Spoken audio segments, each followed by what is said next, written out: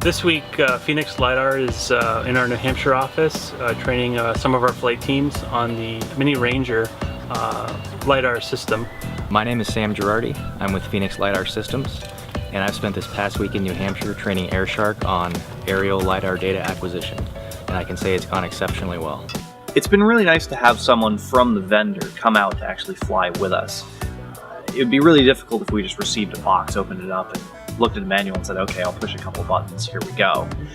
So spending 2 or 3 days in the field and in the office processing the data, capturing data, and learning how the underlying hardware works has been really valuable for us.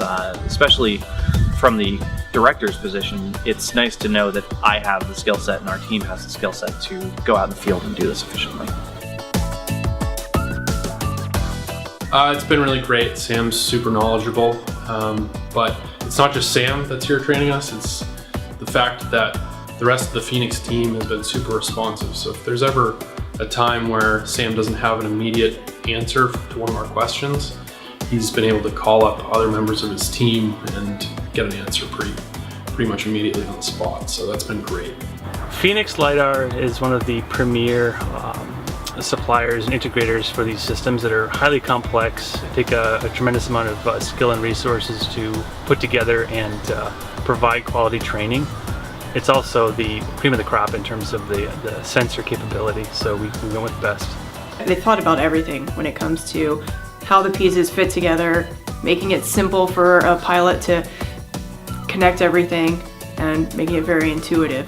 And Phoenix LiDAR offers an integrated system so that we would receive the sensor, the IMU, and the aircraft as an integrated system already tested, as well as we would be receiving the software that we use to not only operate the equipment but post-process a lot of the data from Phoenix LiDAR.